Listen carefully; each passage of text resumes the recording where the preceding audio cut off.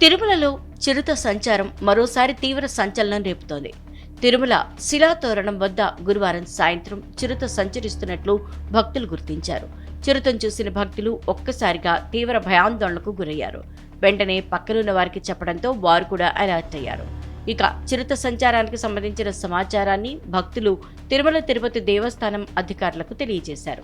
వెంటనే టీటీడీ అధికారులు అటవీశాఖ అధికారులకు సమాచారం అందించారు. హుటాహుటిన వారందరూ అక్కడికి చేరుకుని పరిస్థితిని సమీక్షించారు. సర్వదర్శనం క్యూలైన్ సమీపంలోనే చిరుత కనిపించడంతో భక్తులు వణికిపోయారు.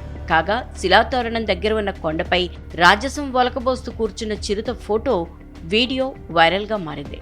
ఇక చిరుత సంచారం నేపథ్యంలో భక్తులు అప్రమత్తంగా ఉండాలని టీటీడీ సూచించింది. భక్తులు ఒంటరిగా వెళ్లొద్దని, గుంపులుగా వెళ్లాలని తెలిపారు. తిరుమలలో మరోసారి చిరుత సంచరిస్తుండటంతో భక్తులు తీవ్ర భయాందోళనకు గురవుతున్నారు. గతంలో తిరుమల కాలినడక మార్గంలో ఓ చిన్నారిని పొట్టను పెట్టుకుంది చిరుత. లక్షిత అనే 6 ఏళ్ల బాలికపై దాడి చేసి అడవిలోకి లాక్కెళ్లి చంపేసింది. అంతేకాకుండా పలువురు భక్తులపై కూడా దాడి చేసిన సందర్భాలున్నాయి. అంతకుముందు జరిగిన సంఘటనల దృష్ట్యా అధికారులు మరింత అప్రమత్తమయ్యారు.